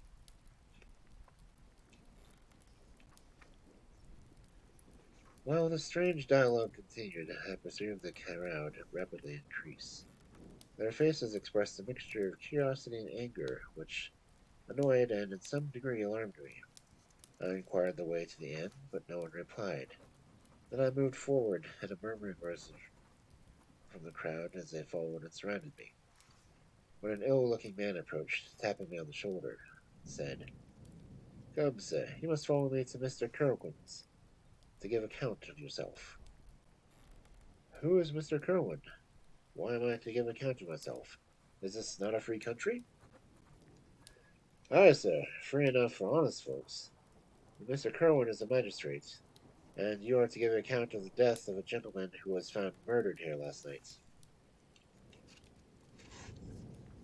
This answer startled me, but I presently recovered myself. I was innocent. That could easily be proved. Accordingly, I followed my conductor in silence, and was led to one of the best houses in town. I was ready to sink from fatigue and hunger, but being surrounded by a crowd, I thought it politic to rouse all my strength, that no physical debility might be construed as apprehension or conscience of guilt. Little did I then expect my calamity that was a few moments to overwhelm me. The extinguishing in horror and despair all fear of ignominy of death. I must pause here, for it requires all my fortitude to recall memory of the frightful events which I am about to relate, in proper details, to my recollection. Okay, I must pause here because that is the end of the chapter.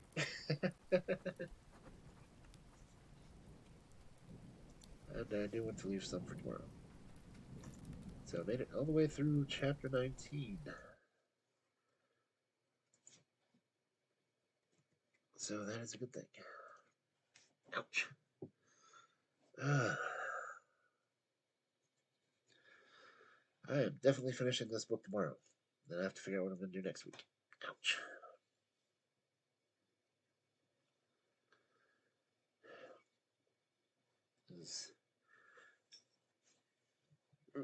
What is a goofens?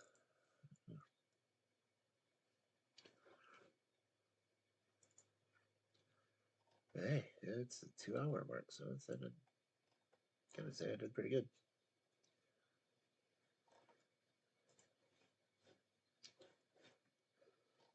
Still kind of curious why the sound effects aren't working. The sound words aren't working. Okay, you can work this in? Maybe.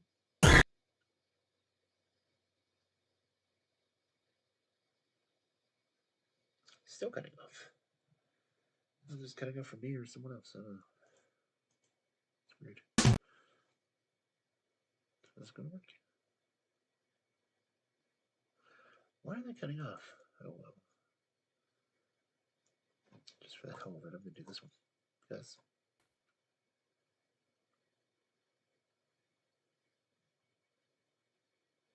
Maybe. Hello?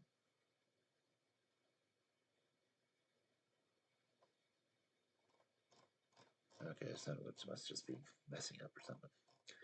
Wouldn't be the first time for them. Ouch. Anyway.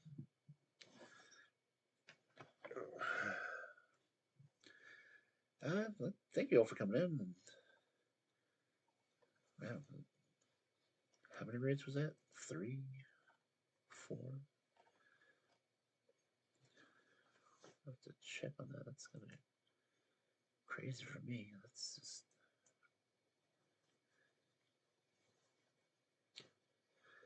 But anyway, thank you all for coming in. Not really here, so we gotta read.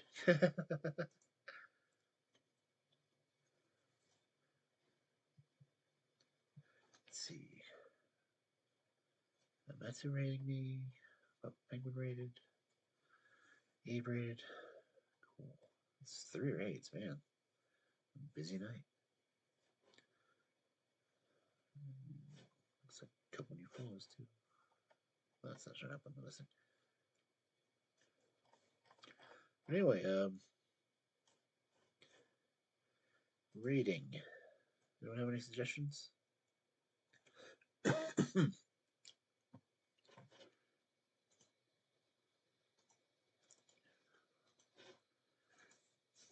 see what was on.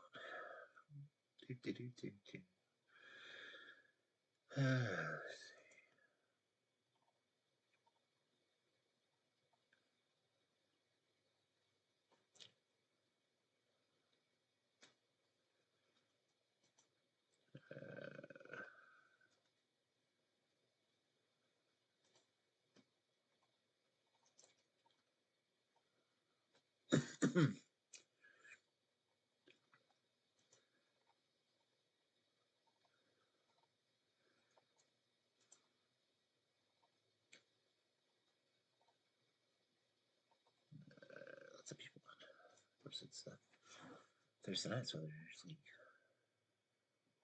can be a lot of people on.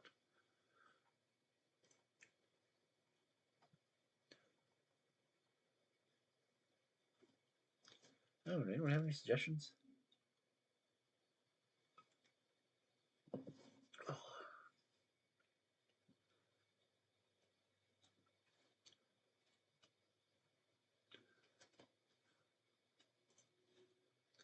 Let's see, Jake's on.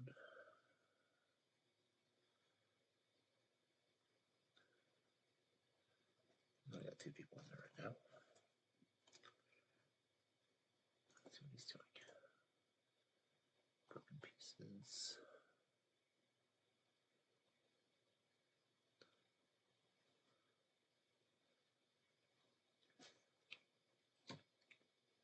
Hey, Ryder.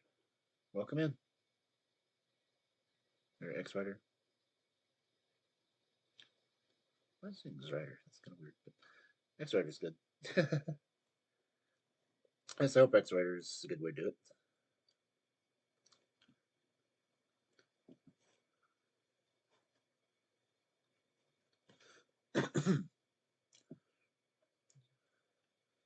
Just finished up, what, chapter 19 of Frankenstein, so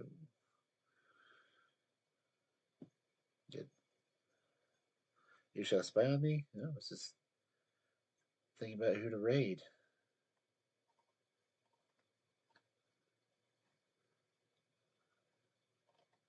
See, is Baffy still on? Desk is on.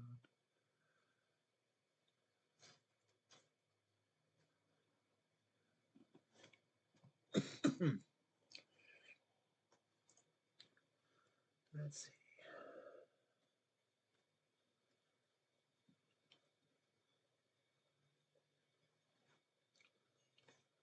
What is Jake doing? Ooh, horror game. Okay. Could be fun.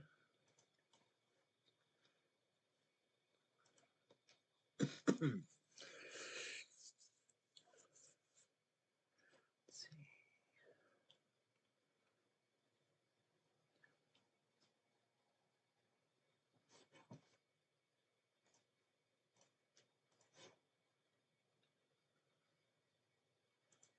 It's just coming on. I always feel like somebody's watching me.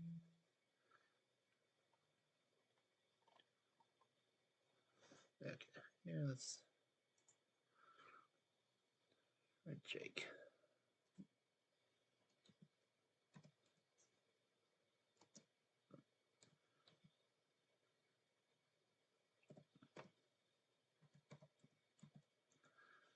Oh, it's fun to read people that are doing horror games, especially when they don't expect it. So, again, let's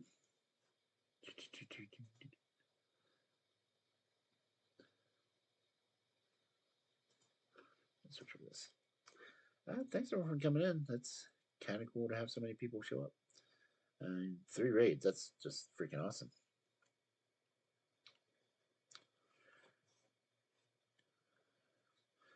But again, got through 5 chapters because we're starting on chapter 20 tomorrow. So,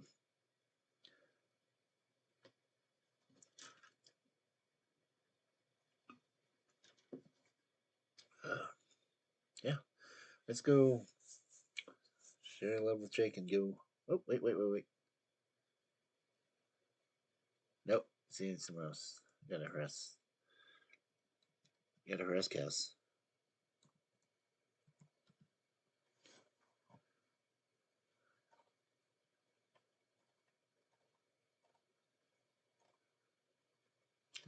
Come on.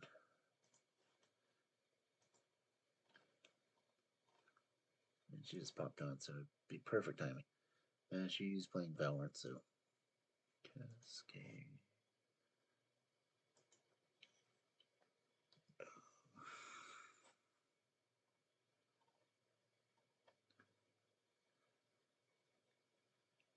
Why is she not showing up on my list?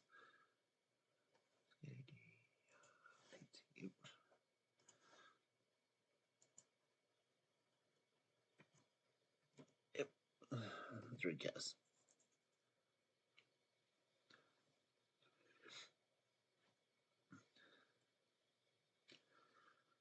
I'd say she's artist, and no, I talk to her occasionally.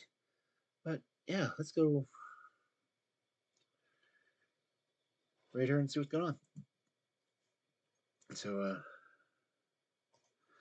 have a good night, everyone, and see you over there.